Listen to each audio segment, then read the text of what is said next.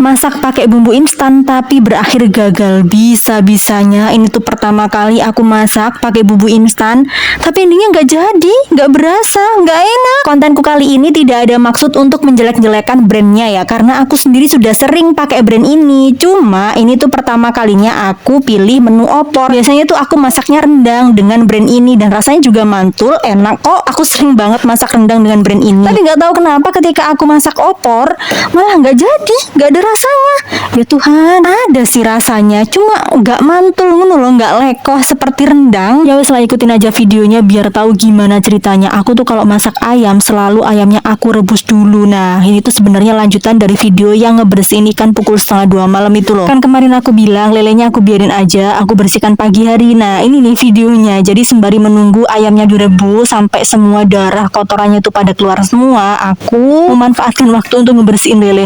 Bola balik tak cek ya, karena emang aku takut kalau daging lelenya tuh busuk, tapi alhamdulillahnya tuh masih aman karena emang air buat ngerendam itu udah aku buang. Kalau misalkan airnya itu nggak aku buang ya udah bisa dipastikan lelenya busuk pagi hari ini. Ujuk-ujuk semua lelenya sudah aku bersihkan, tuh masih kelihatan seger banget ya kan. Emang ini tuh seger banget, nggak ada bau sama sekali. Dan ternyata aku baru tahu teknik ngebiarin ikan lele di suhu ruang selama semalaman tanpa air rendaman itu bisa bantu kita untuk menghilangkan lendir. Jadi ketika kita ngebersihin lendirnya itu nggak terlalu susah karena emang sudah luruh mungkin ya saat proses membiarkan dia semalaman di suhu ruang tanpa air rendaman itu. Setelah kita tinggalin dulu untuk lelenya, lanjut kita bahas proses masak opor ayamku. Kan aku tadi bilang ya kalau aku masak ayam, ayamnya itu selalu aku rebus pertama dulu, terus air rebusan pertama itu pasti aku buang.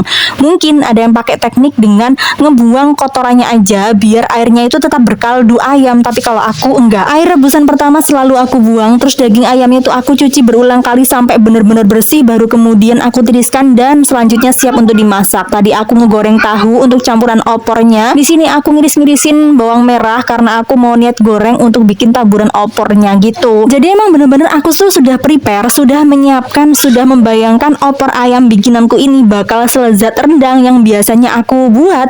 Tapi ternyata bawang gorengnya udah matang, kita tiriskan, terus minyaknya sebagian besar kita tuang dulu, kita sisakan sedikit saja. Nah mulai dari sini nih aku minta tolong dilihat dengan detail. Mungkin kalian menemukan langkah yang aku tuh salah, bisa tolong di komen di kolom komentar ya, biar nanti kalau aku mau bikin opor lagi tuh nggak segagal ini lagi. Aku tuh kalau masak rendang juga sama langkah-langkahnya. Bumbu instannya aku tumis dulu, kalau sudah harum baru masukkan ayamnya. Ini juga gitu kan, bumbunya aku tumis dulu, harum, masukkan ayam sama tahu, baru kemudian aku tambahkan air. Kalau misalkan ada yang berpikir ini tuh kebanyakan muatan, kebanyakan ayam, sepertinya enggak juga. Tuh aku tunjukin ya, aku sudah ikutin langkah-langkahnya dari awal sampai akhir. Aku tambahkan garam sama penyedap. Oh ya, kalau yang berpikir ini kebanyakan muatan, menurutku enggak, karena biasanya kalau aku bikin rendang yang berhasil itu ya segitu muatannya, dan bumbu instannya ya cuma 1 bungkus gitu lah, tapi berhasil. Cuma ini kok ya udahlah ya, aku gedabrus kayak gitu. Lelenya sudah aku masukkan ke dalam wadah, sudah aku simpan di freezer. Kemudian ini udah aku tambahkan santan bubuk dan aku biarkan sampai menyusut, baru kemudian aku tambahkan bawang goreng. Tapi rasanya 1 dari 10. Aduh, ada yang tahu salahnya di mana?